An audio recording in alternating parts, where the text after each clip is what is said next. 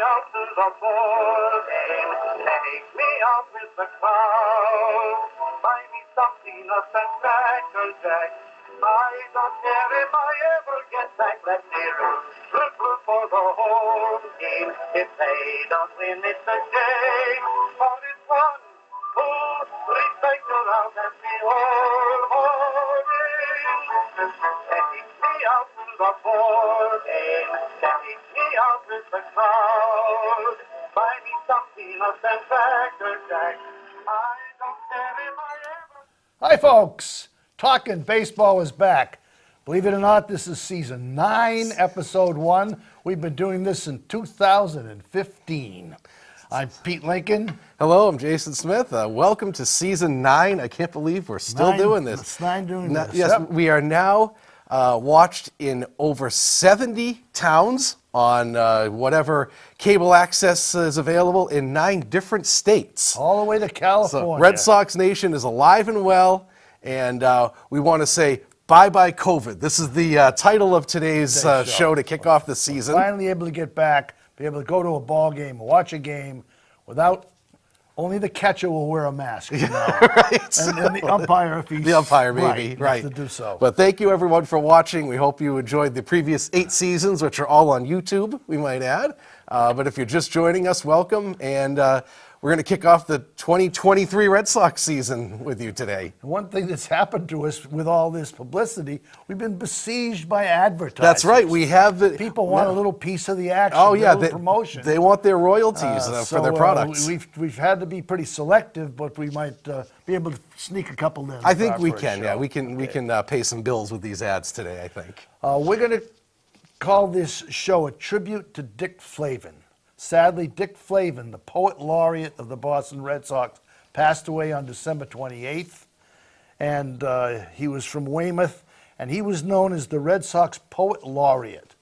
We had a chance to meet him just a few years ago with our friend Gordon Eads down in Fenway Park. He recited a poem about Big Papi, as I remember at the time. Off the top of his head, no notes. He worked as an announcer he was the Park public broadcaster announcer for a while. He published a book of poems and was just a real part of the fabric of the Red Sox society. Long time with the team. In 2001, he took a trip to Florida to visit Ted Williams, who was very, very ill at the time, with Johnny Pesky and Dom DiMaggio.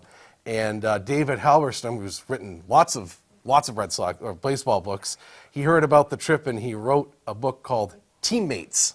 And there is a statue called Teammates, including Bobby Doerr, outside Fenway Park. There's the book there. Highly recommended read. Fantastic read. Outstanding. And in 2015, he compiled a book of his poems called Rhymes, Verses, and Curses. Another terrific read. Yeah, it's available online.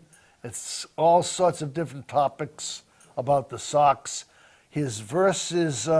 not Robert Frost. No, it's not. It's not. It's a little more doggerel, but it's really kind of a fun read. And he was elected to the Massachusetts Broadcasters Hall of Fame as well. Yes. So we'll give this show a shout out to Dick Flavin. Rest in peace. Yes. You were a great fellow. Yes, great fabric of the Red Sox.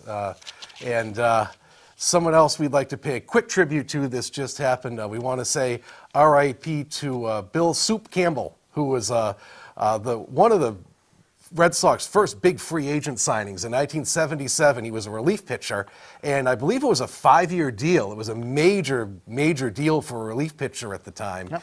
And in 1977, he was worth every penny, and Zimmer blew his arm out that year, and he was never quite the same after that. But I think he hung on to the mid-'80s, though, as a relief pitcher. But he was a major, he may have been the first big relief pitching free agent in baseball. But Bill Soup Campbell, they used to say soup's on when he was warming up and he came in. And, we're not talking the 1-inning relievers of today. He'd come in and pitch 2, 3, even 4 innings to finish off the game. Yeah, he wasn't the big guy. He's a tall, lanky guy, sort of like Chris Sale. Right, yeah. And threw across his body, and you know what happens there. Yep, absolutely. Yep. Imagine how different 78 would have been if he had stayed healthy. Something that keeps you up at night thinking of if they had Campbell available. The thing that keeps me up at night about 78 is the fact that Bill Lee didn't get a chance to Well, pitch. that too. We could delve into everything on So, 78 Don with Zimmer, that. Pooty. Yes. Okay. Something else has just happened just this week. In fact, yesterday, sports betting is now legal in Massachusetts. Yeah, right. If you don't know much about that, go out and read about it because you can bet on anything. Anything. Anything. In fact, one of the casinos that you could do it is in Revere, Massachusetts. And my sister-in-law works there, and she was offered a job in the sports betting section, and she turned it down. She said it's too complicated. I can't follow any of these things, like bet on this and parlay that and all this. And she said, no, I'm not taking the job. No, thank you. And it listed the things you couldn't bet on. One of them was you can't bet on injuries. Right. So if there's a football game, you can't say there's going to be 4 injuries. Right, That's off the table. You can't say that's off the table. Yeah. You can't say the kicker will get mugged and he's going to leave the game. That's off. But pretty much everything else. Well, you can't bet on college or high school. No. That's verboten. But anything professional, and especially, I'm sure you've seen some of the things like on Super Bowl Sunday. Yeah. There's a big. Every newspaper has a big layout. First point, first yard rushing, first incomplete pass, first this, first that, and you can bet hundreds of dollars on these things. I mean, this has been going on for a long while. How many offices in this country don't have 100 squares? Oh, the that you Super can Bowl buy? squares, The Super right. Bowl squares. Absolutely. $10 a square, and you Yeah. bet into it. Right. Like we say, baseball is a business. Yep. Sports are a business. Yep, and now they're a business that could be getting corrupt because once betting starts, 1919 comes to mind. Yeah, it sure does. And Pete Rose comes to mind. But yeah, I think it's Bally is having some financial issues with that. I don't know the particulars of it, but that's who Gordon works for. Yeah, well, they're in trouble. But yes, so if you're at a casino sometime or you just want to go online and take a look, it's pretty fascinating how much the sport has changed from you cannot bet on anything to, like you said, they realized it's a business. There's money in gambling. Let's do it. There's a list of things you can bet on. I understood half of them. Oh, I don't even know what what they are. You can bet on a 3-2 count on a rainy day on a Tuesday. Yeah. If there's a left-handed pitcher sign on. Right. Yeah, it's way too confusing for us. We're not going to get into the details. Remembering, of that, folks, gambling is an addiction. Yes, gambling is an addiction. We do not advocate it. Right. We do not endorse this. We do not endorse it. Right. But it is a business. So the first thing I thought would be fun to do is to talk about last year's opening roster, the 2022 roster, as an example of how mutable baseball teams are. Right. There were 28 players on the opening day roster last March 30th. Right. So we've got a list of them, and where are they now? And this is pretty amazing how what's the right word? How it's become a sort of a tumbleweed for players in the last few years. Back when I was a kid, I could have told you starting lineups for every team. Right. In the 50s, there were only 8 teams. Right. And pretty much they would be consistent from year to year with a couple of changes. Right. Now who knows? So there are actually 28 players on last year's opening day roster. Right. 10 are left. Only 10. Is that amazing? 18 of the 28 players are elsewhere. So 2/3 of last year's opening day roster is somewhere else. So let's run down through them, okay? So, and here are some names you probably won't remember from last year. And where they are now. Right, too. right. Okay, I'll run through the players and you can take the pictures. Sure, sounds okay? good. Sounds good. Christian Vasquez was our starting pitcher. Catcher. I'm sorry, catcher. It says catcher there, but my glasses are foggy. It's warm under the lights, people.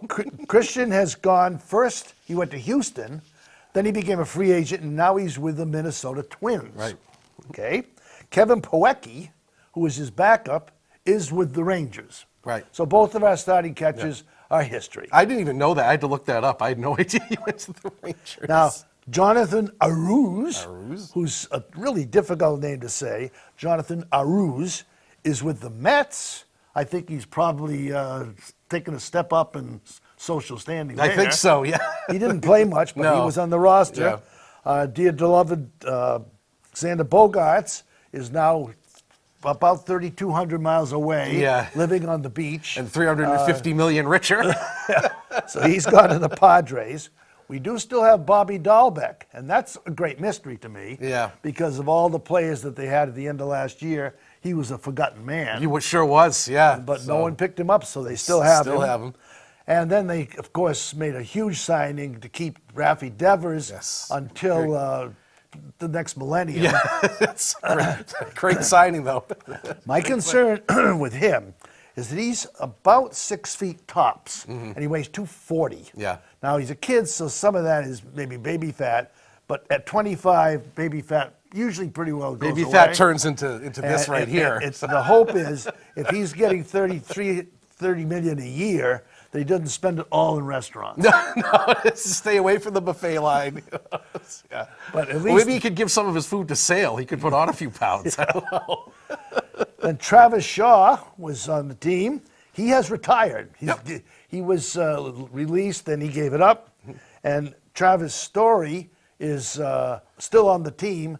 However, it looks to me like he's one of these deals like Sale was last who year. knows? We're hoping he'll Yeah. be back in August. We're hoping, yes. Maybe by Labor Day Yeah, he we're can pinch hit. We're hoping Memorial Day. We're hoping 4th of Travis, July. Travis Story is Trevor Story. I don't know. Travis Shaw, Trevor Story. But so who knows? That's a big loss. I think that's It's a big loss, but it's a loss. Yes, it is. He won't be back. Right. He won't be back. Now, for outfielders, Jackie Bradley Jr. Went to the Blue Jays, and as far as I know, he is still available. He is available. He Yes, hasn't played he's still anywhere. out there. J.D. Martinez, outfielder, designated hitter, has gone to the Dodgers, and for that I say thank goodness. Thank goodness for that. But he's You with can- the Dodgers. You can have him. And so the only outfielder we have returning is Alex Verdugo, who was rumored to be traded all winter. Yeah, right. He was the one that's, if they're going to trade anyone, they're going to trade Verdugo, and they never did. So They did keep their two infield outfielders. Christian Arroyo is back, Yep.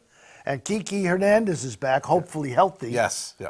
And last year they had an injured list of 3 players that never played, Right. but they were on the roster.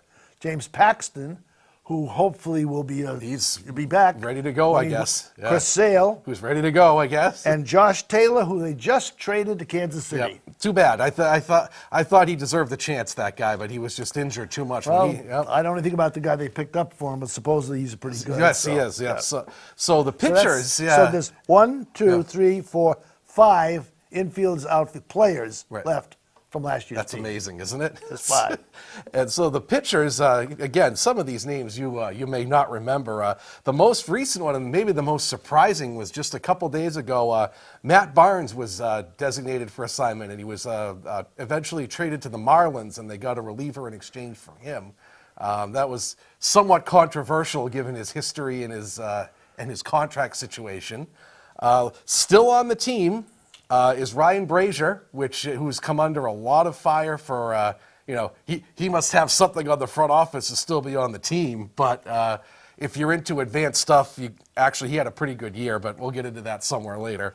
The fans seem to be perplexed at how he's still with them. Right, yep. it is. Why haven't they let Why him haven't they go? let Brazier go and they let the Brazier other go. guys go? But Maybe they'll straighten his head up. And we don't have to call him Tilt anymore, right? Also still with the team, and you may forget he was on the opening day. I think he got the loss opening day, actually, was Cutter Crawford. He's still with the team, hoping to maybe latch on to a rotation or right. a long relief role. Austin Davis was a lefty out of the pen who had a great first half and then hit the wall. He is since gone. He went to the Astros. Jake Diekman, who caused a few heart attacks last year, if you remember, was dealt to the White Sox for Reese McGuire. This was an absolute heist by Bloom, I think, That's right. to get a starting catcher for Yep. Jake Diekman. Terrific trade. Nathan Eovaldi, who some thought might re-sign with the Red Sox, went to the Rangers as a free agent, got a 3-year deal, I think it was, for big money. Rich Hill went to the Pirates. He's still trucking on, ladies and gentlemen. that's right. Rich, I think he's only like 3 or 4 years younger than me. He's still going along. Coming back to the team are also Tanner Houck and Nick Pivetta. They're returning. Pivetta is going to have a spot in the rotation. Houck, they're sort of toying with what to do with him. Yeah. We'll see if he's in the rotation or in the bullpen. Pavetta had a weird season last year. His first did. half was great, second half was terrible. Right. But I think, again, it's because they had to overuse him because they had no one to That pitch. was the problem. They had so many injuries in the pitching staff that they really had no choice. Well, Brazier, too. How many times did they bring him in? Thank God, gone from last year's opening day roster was Hansel Robles. Oh my God, thank God he's gone. He got breadcrumbs and found grandma's Yeah, house. I know. Yeah, he's still a free agent. Also, kind of forgotten is Hirokazu Sawamura. He just signed back with a Japanese Japan. team. Yes, Yep. he's back in Japan. Back in Japan. So Matt Strom, I was kind of disappointed they didn't pursue him. I liked him. I thought he was a good lefty. The Phillies signed him. Big bucks, 3 years. Big bucks. 3 years. In fact, there was a complaint about how some of these relievers haven't signed yet because Dombrowski screwed up the market by giving Strom big dollars for a middle reliever. Right. And now all the middle relievers want Strom money, and nobody wants to pay bet it. Dombrowski's done that before. Oh, of course he has. You think? Gee, is that a recurring theme with Dombrowski here? Excuse me.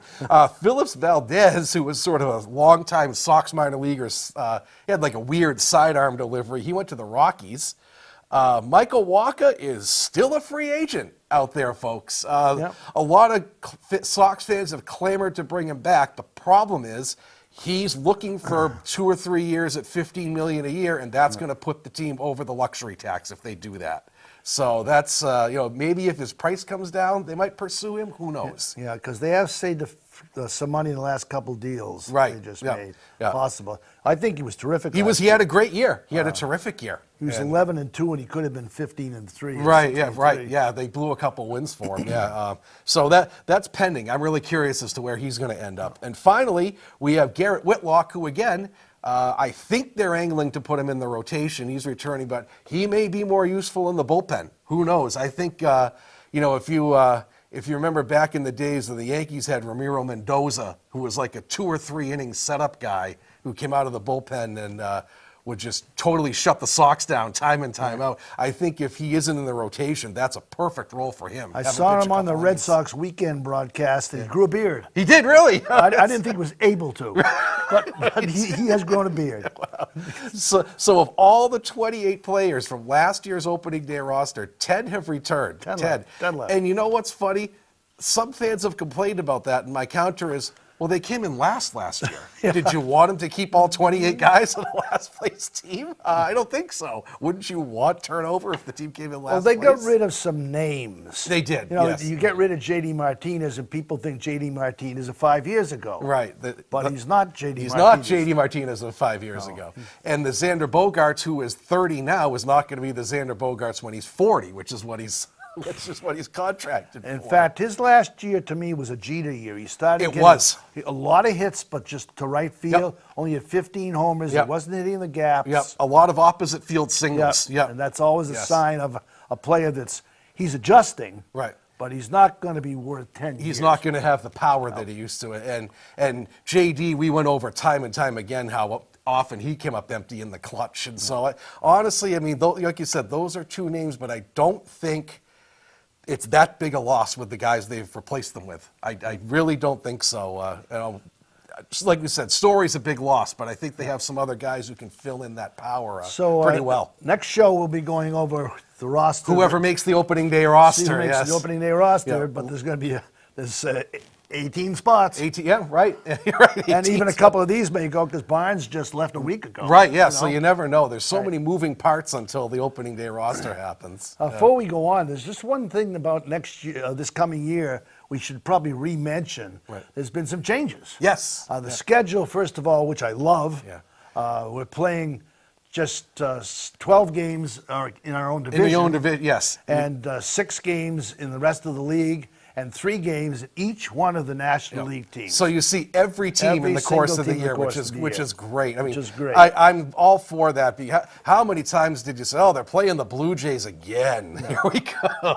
God, here we these go. 4-game series over and over and over. I love the balanced schedule. So that's Love one it. thing. The bases, of course, are bigger. Right. Which ought to be funny. Which will be very cool. Pinello will have to work out to throw him out now. Right. Well, and that, again, going back to the coup that Bloom made with McGuire, the running game is going to be bigger this year with the bigger bases. Sure it you will. need a catcher who can shut down the running game, and McGuire's a very good defender. And pitchers are going to have to learn to hold runners. Oh, on yes, they better. sure are. They sure are. And then, of course, there's the no shift anymore. That's going to be extraordinary. Yeah, and that's sort of when you're trying to predict who is going to have a good offensive year this year, it's very difficult to do that because the shift affected a lot of hitters. A lot of guys, like Joey Gallo is Exhibit A. Joey Gallo, I think, hit 180 because he did nothing but hit into the shift. So somebody like that may have a great year, and there may be other people who don't benefit from it. Right. So it's going to be very tough to predict who's going to have a good year at the plate. I've heard Poppy's coming out of retirement. Oh, God. How many hits did Poppy lose into the shift? God. Oh. But, I'm torn on that because part of me says that, geez, just learn to hit it the other way. Yeah. But there's also a part of me that says, you know what? How many times did a guy just rope a single the other way and the second baseman was right there? I mean, it was so. I'm kind of torn on that. We'll see how that shakes out. I think people that aren't really baseball fans like action. Yes, right. Steve Walker, who was the head of PAC, went to one baseball game, and he told me the score was 1-0, and he says the most boring thing he ever saw. As he's walking out, people were going ecstatic. What a great pitcher! Yeah, we're pitchers duel. Yeah, right. He said nothing happened. Right. Well, nothing happens in cricket either. Right.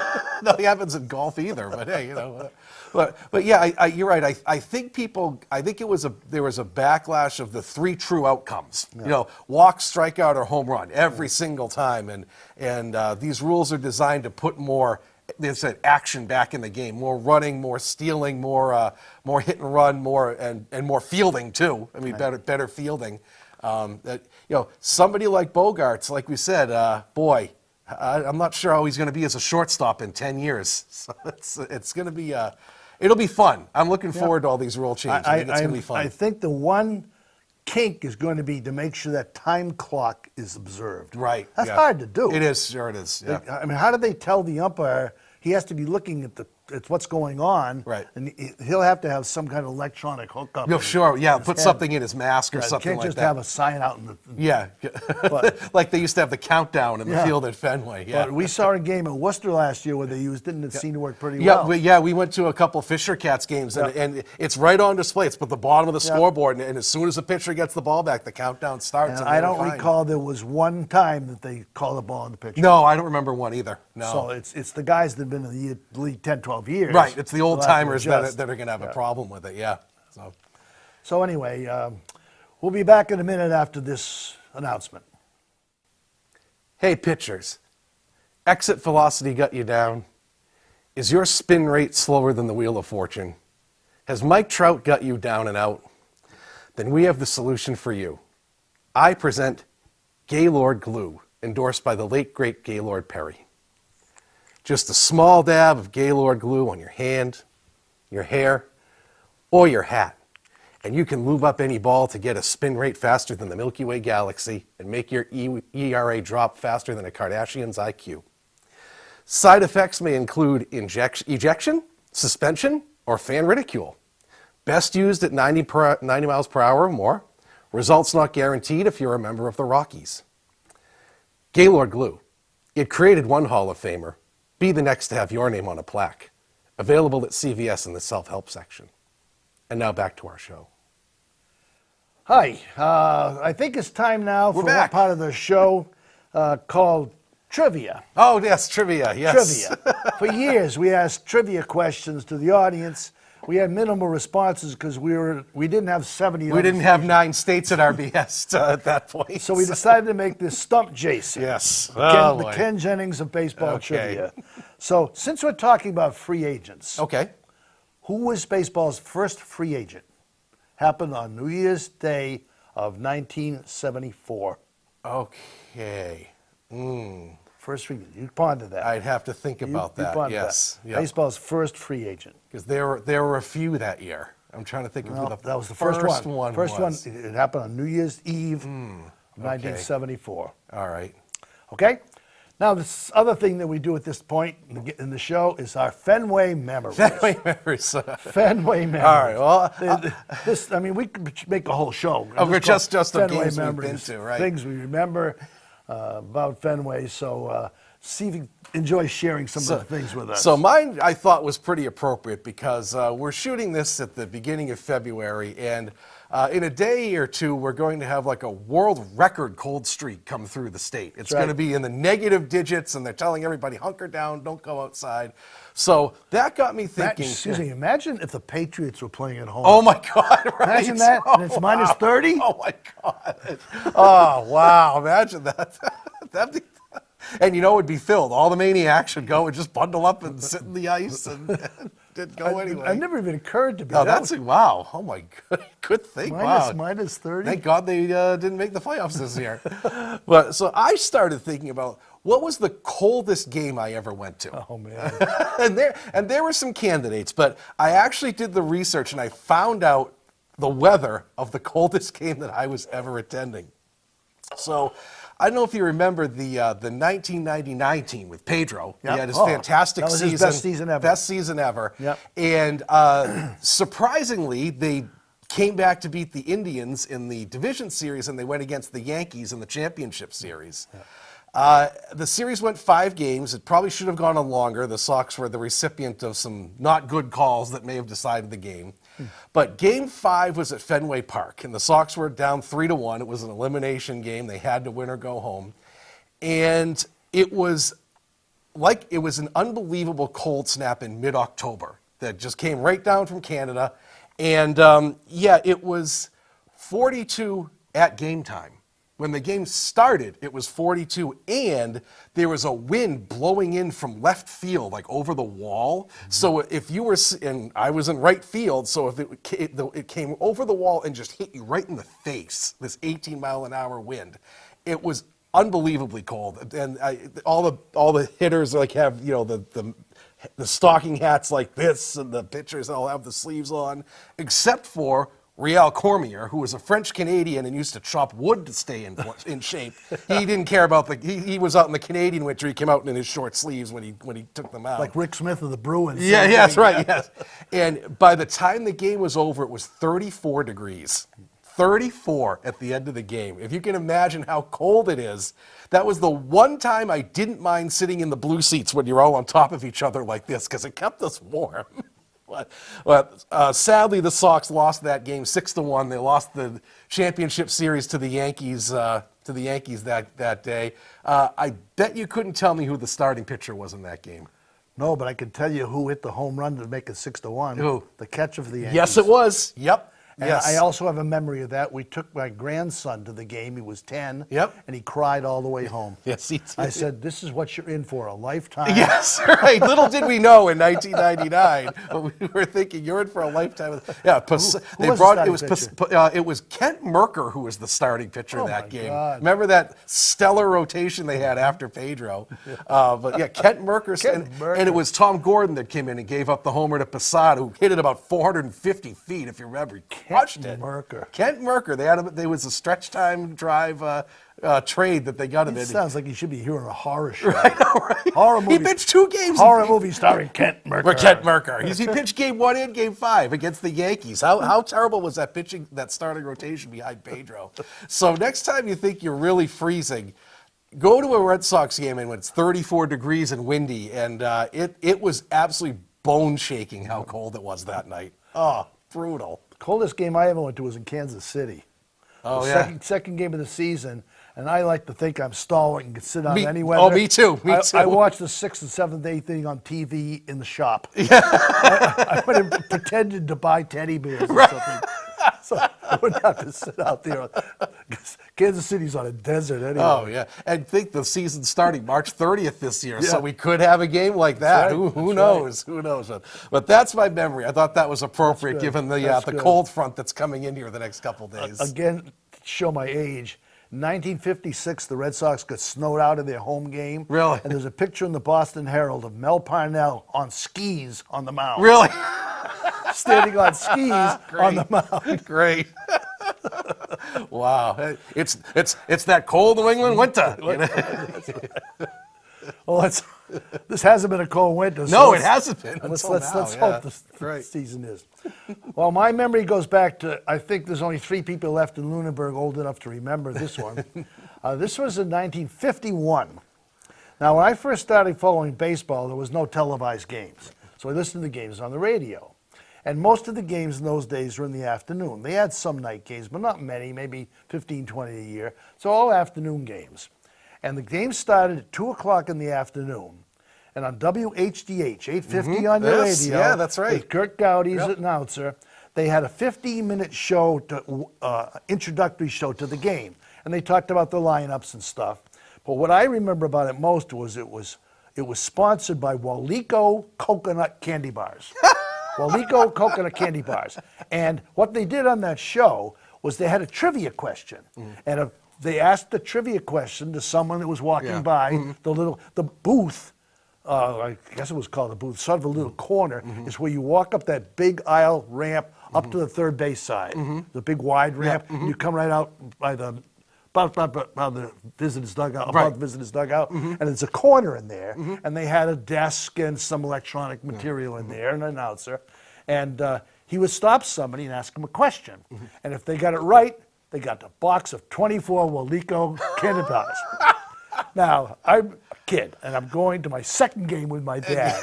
And I said, Dad, I want to be on the Waleco. I want candy bars. I want to be on the Waleco show. And so I come up with, I got my little Red Sox outfit, my little flag I had. So, of course, the guy picks me, knowing he's not going to give away anything. Right. And he asked me a question, and I got it wrong. Oh. And I was crushed. And I don't remember what happened to the game. Yeah, that's all you didn't get your box of candy. Well, I didn't know the answer to the question. And like you, I was a pretty big fan back then. Yeah. I studied everything. They asked me something probably about Mel Ott. So my memory is being a loser on pre-Jeopardy show. Yeah, I lost on Waleco. I lost on Waleco. I don't know if they still make it up. It was a good candy bar. No, I don't think so. Ever heard of it? I don't know. I don't think they still make that. I have to look that one up. Waleco coconut candy bar. Oh my God! Awesome. So did they have that ad during the broadcast Oh, too? They all had the this time. yeah. Oh, all the so it was time. like Emily Motor Oil. They had a little song and everything. And Gansett beer. Yeah, right. You Of know, course. Yeah, right. But it was just a little stand-in. Next time we go there, I'll show you right where it was. You probably still smell coconut in it. Probably. Jesus. Oh, that's great. Oh, That's man. cool. That's great. So, well, the trivia question was, who was the first free agent? You've had time to ponder this. What have you come up with? Well, I'm sort of. I'm going to do it for time here. Okay. Well, I know that Curt Flood was the one that broke the mold. Yeah. Curt Flood was the one that filed and created the whole free agency. But I'm trying to remember who the first actual free agent was. Yeah, because Flood was not a free agent. And I'm trying to think. It was a pitcher. Yes. God. I want to say. What happened was a team that he was on failed to file papers and keep him, and he became a free agent. It wasn't Andy Messersmith, was it? No, it wasn't. 74 would have been. He belonged to an owner that liked to give nicknames. It was. Oh my God! It was an A. It was an A's pitcher. Yep, right. God, I can't. Oh, I'm picturing him. I can't think of his name. Oh my God. Having a total brain cramp. Oh, was it Hunter? Yes. Yes. Yeah. Okay. Thank you. I could picture the mustache, and I couldn't think of his name. Oh, there he is. There's Catfish Hunter. I had a total brain cramp there. I couldn't. I was picturing him like, okay, the guy in the A is the mustache. I couldn't think. And he went to the Yankees. Yes. Sure did. Yeah. Right. Sure did. Yeah. Because I remember Flood broke the mold, and then there was this huge thing like Messersmith was like a college free agent. He signed that big bonus, but he wasn't a regular free agent. Like the rest were. And this is the killer. He signed for 5 years for $3 million. And that was outrageous at the time. Oh, that was huge money at the time. Oh, yeah. And didn't Reggie sign for $1 million like a year or two after that? And that was outrageous then? I mean, that's about what Bogarts is going to make per game. Per game, right? Right, per game. Yeah, Catfish Hunter. Catfish Hunter, who has always been, I think we've talked about this before. He's always been sort of a borderline Hall of Famer for me. I honestly think if he's in, then you have to put Louis Tiant in because their careers are remarkably similar. It was cut short by injuries, too. Right, yes, it was. Yeah, right. And he died of Lou Gehrig's disease. Yes, yeah. At 53. Yep. It's very sad. But he was with all those good A's teams and all those good Yankees teams. He was in the playoffs like 6 or 7 years in a row, wasn't he? Yeah, I think he won a couple World Series games. He did, yeah. And I think that's why he's in the Hall of Fame is that, it's Hall of Fame. And back in the 70s, you had your Game of the Week in the playoffs, and he was always featured in the Game of the Week in the playoffs. He was always in the thick of good teams and pennant races. And he was called Catfish. That Catfish. His name was Jim. Yeah. Jim's out there pitching. Yeah, right. Boy, Catfish is pitching. All the fishermen watch the game. Right. Well, all those A's teams, too, remember, they all had the mustaches and the long hair, and they were this sort of grubby-looking guys. Finley made them do that. Yeah, right. Yeah, he made them change their names. Right. He offered Vida Blue something like $1 million if he changed his name to True Blue. True Blue, yeah. And he refused to do it. Yeah, right. And Raleigh Fingers, it's not Roland, Raleigh Fingers. Yeah, with a big thing. Who he still has the mustache. Well, all these years later. It's his fame. If you can do it, He can do not? commercials now. Right. Oh yeah, Catfish Hunter. Catfish That's Hunter. right. Yeah, he. But if you look at his stats and Louis Tiant's stats, they're almost identical. Right. And to me, it's crazy that one's in the Hall of Fame and one isn't. That just makes no sense to me. Louis El Tiante is. Yeah, right. And also, a little prejudice there with Spanish players. Absolutely, At that 100%, time. 100% at that time, right? And Louis was not on the good teams that Hunter was. He kind of kicked around with the Twins and the Indians for a while before he came to the Red Sox. And so, well, speaking of free agents, right? I don't know if you're a fan at all, you've probably noticed that this offseason has had some really remarkable free agent contracts that have been offered to players. Unbelievable, like 10, 11, 12-year contracts for big money. And I don't know if that's going to change the market in the future or this is just sort of a blip on the radar and the market's going to correct itself back to where it was before. But the big takeaway is that, God, these teams have a lot of money to spend.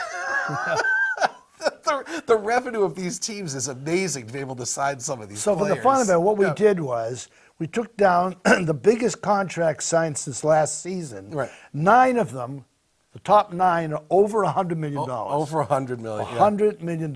So you go down through the top ones. Sure. And I'll go through what the Sox have signed. Sure. So the top one, of course, the big prize of the offseason was Aaron Judge, who we knew he was going to sign back with the Yankees anyway. There was really never a doubt for that. But he got 9 years, $360 million. He got $40 million a year for 9 years.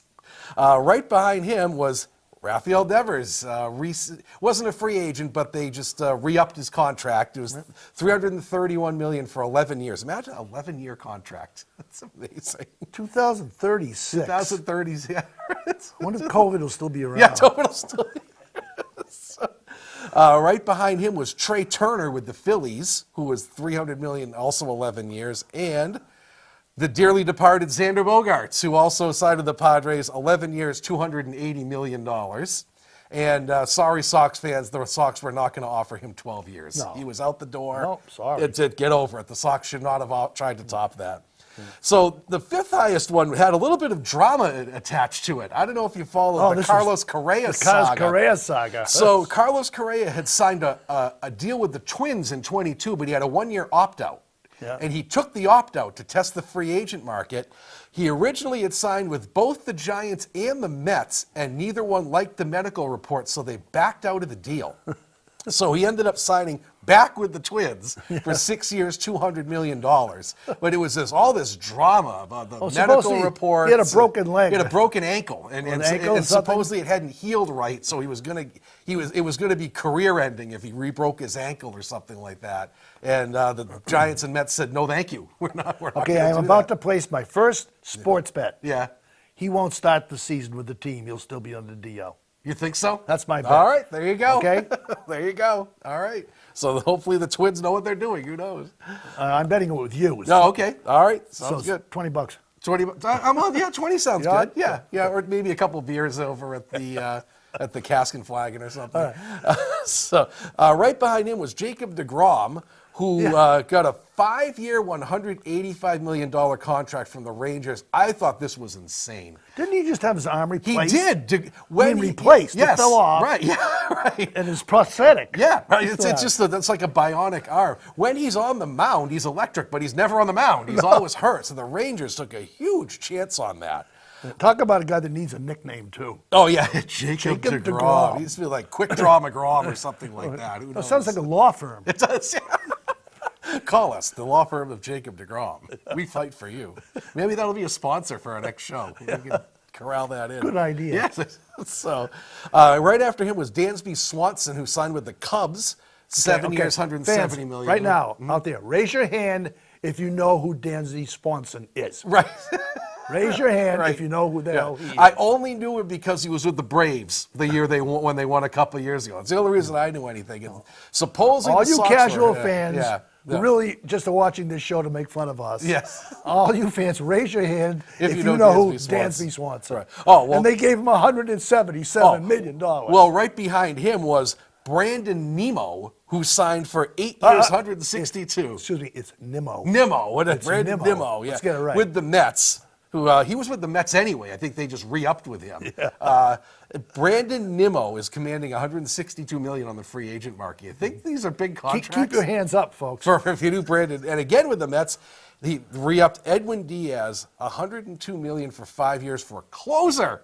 A closer getting over $20 million a year. Unbelievable. So For 5 years. How many closers other than Mario Rivera have lasted 5 strong years? Not many. Not many at all. Papelbon made it through 5, and that was the end of him. Yep. It's, Not many, boy. Yeah. No. Well, think of the toll of throwing 100 miles an hour every single time you're right. out for 65, 70 games a year. How long are you going to last? Unless you're Nolan Ryan, you're not going to last very long. So that's it. Those are the big free agent signings. 9 guys that signed for more than $100 million. $100 million. Which I think is 3 or 4 times the entire budget of the town of Lunenburg. So if he could give his money to the town, there'd be no taxes due here for anybody until 2028. Right. So if Edwin Diaz wants to buy Lunenburg, if he wants to buy Lunenburg, he can buy the lake and pay the taxes himself in Lunenburg. Whoops. That's a town joke for those of you in town. We won't go there. All right. But if he wants to volunteer, what the hell? Yeah, why not? I'm might not be a going to good stop guy. him. Yeah. All right, the Sox, for all their losses, did make some interesting signings. They really did. They did. Signing Kenley Jansen. Kenley Jansen is a scary-looking dude. Oh, he is. He's been a reliever for the Dodgers for a long time. Yeah. $32 million for 2 years. That's through 25, and he'll be their closer. So after a couple years of bopping around having no closers, they have a genuine. They have a closer. lockdown guy. Lockdown closer. He's probably a Hall of Famer. Yeah. I think he's in the top 10 in saves all time already. Yeah, he's been around. I mean, he's up there, but it's strange that some relievers are better when they're older. Right. You know? They learn how to pitch. That's is right. what it is. Exactly. Yeah. Exactly. Yeah. So that's one. And my favorite signing is Justin Turner. Yes. Justin Turner This guy. is a third baseman outfielder. He's the hairiest ball Yes, player in the majors. yes. He's got a huge white beard and a huge red beard. Probably be white by the time it's Probably, over, being playing in Fenway. Right. He looks like he just came out of the woods. Yeah, he looks like he has a cabin. He lives off the grid. And he just shows up at Fenway for a few hours. But every he's night. a good ball player. Yeah, he really is. I like him, and he's a great clubhouse guy from all accounts. Yeah. He's absolute. He's going to be a leader right from the start. 21 points. In other words, about $10 million a year for 2 years. I think that's worth it. Absolutely. And he's a solid middle of the lineup player. Yeah, I like him a lot. I really that's a like good that pickup. signing. Now the next guy I don't know, Chris Martin. Not the Coldplay guy, thank God, people who know music. It's not that Chris Martin who whines about his kid named Apple and was married to Gwyneth. Not that Chris Martin. Okay. Well, I don't know who this Chris Martin is. Because that's the one I know. Yeah, right. This is a different Chris Martin. Okay. $17.5 million for 2 years. He's a right-handed pitcher. Yep. And that's the going rate for relievers at this point. That's actually right at market value. So. Then another signing, from the Yankees. Yeah. Ta-da. Yes. Corey Kluber. Yep. He's been around, but he's had some sensational years. He won a couple Cy Youngs. He lives right in Winchester, I think. He's a local guy. Yeah. $10 million for 1 year. Why not? Well, why not? Why not? Why I'd not? do it. Yeah, I'd take a chance on the guy, see what he has left. He pitched a couple times against the Red Sox and looked good, I thought. He last did. year. Oh, yeah. I think he's 35, Yes, 36, yeah, 35. yeah, and he had some injuries, but he looked like he was over him by the end of last year. So I think that's a gamble worth taking. I agree. And then just very recently, they traded for Adam Duvall, who's an outfielder, for $7 million. Tell me about him. I don't know anything about him. From what either. I know, he's actually a very good defensive outfielder. He's not Jackie Bradley level, but he's a Gold Glove candidate year in, year out for left-hand center field. He's a 3 true outcome guy. He strikes out a lot, but hits a lot of homers. And he's hit over 30 homers a couple seasons. And he had a leg injury that kind of slowed him down. But if he's healthy, he's a solid number 6 hitter if you can live with the strikeouts, which you kind of have to nowadays anyway. But, I'll tell you, with this what looks like their starting lineup, the fact that they can't shift is going to be a huge help to the Red Sox. oh, I agree. Because they don't have home run hitters. 100% agree. Well, the thing is, I think now that the shift is being banned, you don't have to have home run hitters to score runs now. You can have doubles hitters, guys who can hit stuff in the gaps, and singles hitters who can just hit the other way. That whole aspect of the game is going to return now. So I don't think you need necessarily power to score a lot of runs. Well, I don't know, because that's still where the money is. Oh, well, yeah, of course. It's still where the money is. Of course it is. But if a team that has a lot of contact hitters and can move the runners around because they have all this room to shoot for and they can't shift on them. Right. I think it features a team without power much more than one with power. 100% agree. You can't 100%. shift. You can't shift up into the stands. Right, right. They banned that. Yeah, you can't. They banned that back in 1890. As much as the right fielder at Yankee Stadium, is in the stands at any other normal park, So I think do we have time for this? We have time to run through this. Sure. We're gonna have to take a quick stop. And now a word from our sponsor. A quick word to pay some bills. Pitchers. Does your game suffer from frequent balks? Do you have twitchy toe on the mound? Have you allowed too many runners a free base due to twitchy toe? Now, Pacios Pharmaceuticals has produced a miracle solution to end your problem. It's called Steady Toe. Try a free sample of Steady Toe powder. Just add 2 tablespoons of Steady Toe to a bucket of warm water, soak your feet for 5 minutes, and notice instant results. Balk no more with Pacios Steady Toe. Be confident on the mound. Get a free sample now at steadytoe.com.gmail.net and ask for Guido. Steady Toe is recommended by 2 out of 10 sports doctors. Side effects may include enlarged feet, a slight garlic odor, and sudden nausea when hearing a Barbra Streisand song. That's Steady Toe. Okay. And we're back. What we've been talking about before this show was that Jason's on a. Yeah, tell him what exactly you do. Yes, if you ever want some good online entertainment, I admin a Facebook group called Red Sox Nation. I'm one of about 10 admins there, and we have about 20. That's short for administrator. Yeah, it is. Yeah, an administrator. We have over 20,000 members, so it gets pretty crazy in there sometimes, pretty spirited, and I thought I would share the biggest complaints that people have about the Red Sox and sort of debunk them, because when you're an administrator of a Facebook group, you see the same things over and over and over and over again, and you get tired of debunking myths. Because people don't like facts sometimes. They create narratives and they just go with that narrative and you can't convince them otherwise. Their mind's made up. Don't confuse them with facts. Don't let facts get in the way of a good argument, right? So the first thing that I'm going to debunk is, we were just talking about this a little bit. The number one thing we heard this offseason, the Red Sox are cheap. Yeah. They don't spend money. Come on, they got to spend some money. Okay, First off, last year, the Red Sox paid a luxury tax last year. They went over the luxury tax threshold last year. As we're sitting here right now, they're about 11 million from going over it again. They're just under it. Yeah, that is spending money, folks. You can disagree with how they spent it. That's a totally different argument. That's totally right. different argument.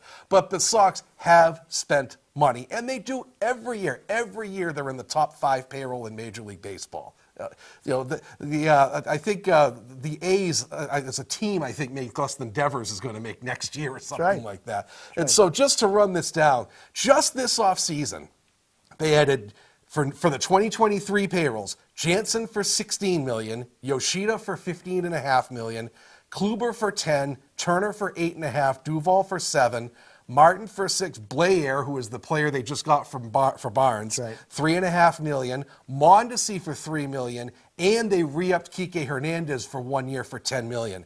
That's over $80 million that they have added to the 2023 payroll. They spend money, people. But they're cheap because they don't sign Trout. Right, They don't sign Ohtani. Yeah, they don't sign Mookie for 15 years at $30 million a year, so they're cheap. They're cheap. They're not cheap, folks, okay? They spend the money. Let's just get that right out of the way. So tying into that is the number 2 myth. There are people that, well, let's see, there are people that don't know who Dan B. Swanson is. Right, yes, right. Well, right. And we're trying to educate people here. We're trying to stop people from creating narratives. We're trying to give you facts, people. So the number 2 complaint here is tying into that, players make too much, so tickets are expensive. No. Tickets are determined by supply and demand, people. Remember, they asked Dan Duquette years ago when he was running the Sox, why are your tickets so expensive? He said, that's not on me. Our fans create the prices. There you go. Supply and demand, people. Yep. Fenway, I think, has the 2nd or 3rd smallest capacity park in the majors. And it sells out almost every night. Therefore, there is demand that exceeds the supply. It's expensive, people. That's how it works. And it has nothing to do with players' salaries are paid for by the contracts with media, television, radio, streaming, online. Those resources give $240 million a year to each team. That's your payroll right there. The average ticket for the Patriots is the highest in Boston. Yeah. The Bruins is 2nd. Yep. The Celtics is 3rd. Yep. Red Sox is 4th. Right, exactly. You can sit in Fenway Park for $9. Yes, you can. You're not Sure going to be you able to can. sit in the Green Monster, but if you want to take your kids to a game, Yep, you take can them do- and sit somewhere in a cheap seat. They don't have to be fed $200 worth of Yeah, food. well, that ties into They that can go to too. the Yeah, game. But right. try taking your kids, 4 of your kids, to a Bruins game sometime. You will be mortgaging your house. Yes, absolutely. Yeah. Well, that's the other thing. It's the food and beer. Vendors create their own prices. That has nothing to do with the ownership. And guess what? If you've ever been to a play or a concert or anything, it's the same way. It's the same price no matter where you go. They're expensive everywhere. That's how they make the profit. Even a movie theater, even refreshments in a movie theater. So if you don't want to spend money, guess what? Go to Cornwall's before the game and get yourself a sandwich for $10, and you won't be hungry during the game, and you don't have to spend that money. So I asked Rick Starr, who used to own the movie theater down in Fitchburg. He said we make about 30 cents per ticket and $1.30 on refreshments. Yep. That's 90% of your profit. 90% of the profit is food. Sure and you is. don't have to eat. You don't have to eat. You don't have to have a beer. You can just sit and watch the so game. if you choose to do it, yeah, right. pay the piper. That's on you. That's on you. So the tickets are not due to player salaries. That's nothing to do with that. And this is number 3. If it's on the internet, it must be true. How many times this offseason did we hear the Red Sox are in on this guy? They're in on that. No. If you believe the internet, the Sox, Yankees, Cardinals, Mets, Padres, and Dodgers were in on everyone. Everyone. They take the 7 biggest name teams and attach them to every person in the offseason. Doesn't mean it's true, people. Check your sources. If you're a baseball writer for the Globe, and you're the baseball writer for the season, what are you going to talk about from the time the season ends till the next one starts. Right. You got to fill 4 months. Of course. So you make up stuff. You make up stuff. It's fiction time. Right. Or what happens is you have an opinion. You say, it would make sense if the Sox signed this guy. And people take, oh, they're in on that guy. Yeah. No, it was this guy's opinion that it would be a good signing. It's Yeah. nothing to do with the Sox are in on this guy. So don't believe everything you read on the internet, people. Check your sources. Because it's just every single time a player was remotely bad. And people got angry. Oh, the Sox were in on so many people, but they didn't finish the job and didn't sign them. How do you know they were? Do you work in the front office? You don't. You don't know if the Sox were in on anyone. You don't know. So keep quiet. Check your sources and get back to me when the deal And it actually always happens. kills me when they do make a move. Right. Who was talking about getting Corey Kluber? No, nobody. Nobody. No one was talking about Kluber. Corey Kluber? Yeah, right. Where do you come from? Right. How come they didn't talk about him? Right.